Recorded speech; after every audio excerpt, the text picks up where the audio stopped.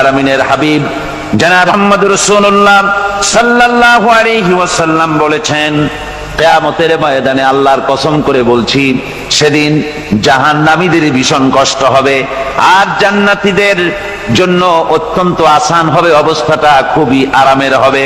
নবীজি বলেন, এক ফরজ নামাজ, এক ওয়াক্ত ফরজ নামাজ আদায় করতে যে সময়টুকুন লাগে, কিয়ামতের মাঠের এই সময় এত বড় বিরাট লম্বা সময় জান্নাতীদের জন্য এরকম হালকা হয়ে যাবে। সুবহানাল্লাহ। হযরত আবু সাঈদ খুদরী রাদিয়াল্লাহু তাআলা আনহু হাদিস কেন বর্ণনা করেছেন, এক ওয়াক্ত নামাজ, একটা ফরজ নামাজ পড়তে যতটুকুন সময় লাগে এতটুকুন সময়ের ভেতরে জান্নাতীদের কারবার শেষ হয়ে যাবে। সুবহানাল্লাহ বিহামদি। আর ওদের কারবার তো শেষই হবে না। وَيَوْمَ تَشَقَّقُ السَّمَاءُ بِالْغَمَامِ وَنُزِّلَ الْمَلَائِكَةُ تَنزِيلًا। ওরা ফেরেশতা দেখতে চায়। সেদিন আসমান সমূহ বিদীর্ণ হয়ে মেঘ পুঞ্জ বেরিয়ে আসবে, আত্মপ্রকাশ করবে। তার ভেতর থেকে ফেরেশতারা ক্রমাগত নাজিল হতে থাকবে।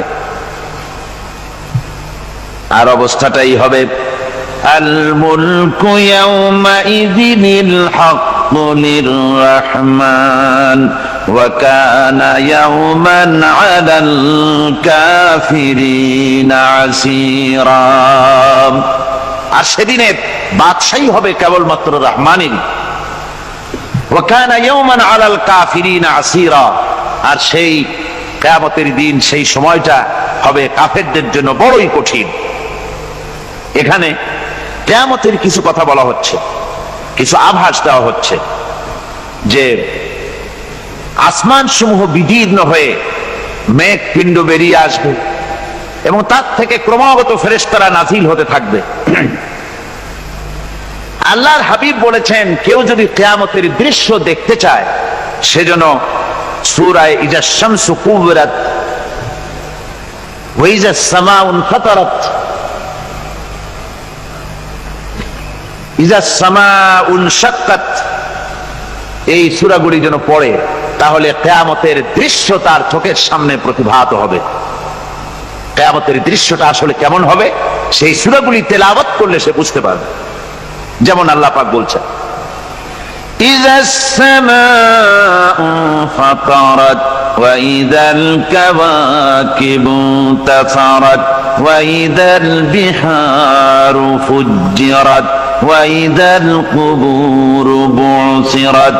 যখন আকাশসমূহ চূর্ণ বিচূর্ণ হয়ে যাবে আর তারকাসমূহ বিক্ষিপ্ত হয়ে পড়বে, সমুদ্র মহাসমুদ্রগুলি দীর্ণ বিদীর্ণ হয়ে যাবে, কবরগুলি সব উদ্গীরণ করে দেবে, তার মধ্যে যা আছে সে সবগুলি। আবার আল্লাহ পাক বলেন, ইযাশ শামসু কুবিরাত ওয়া ইযান নুজুমুন কাদারাত ওয়া ইযাল জিবালু সুয়্যিরাত।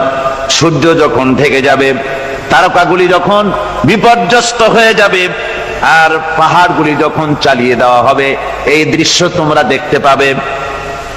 فإذا النجوم طمست وإذا السماء فرجت وإذا الجبال نسفت।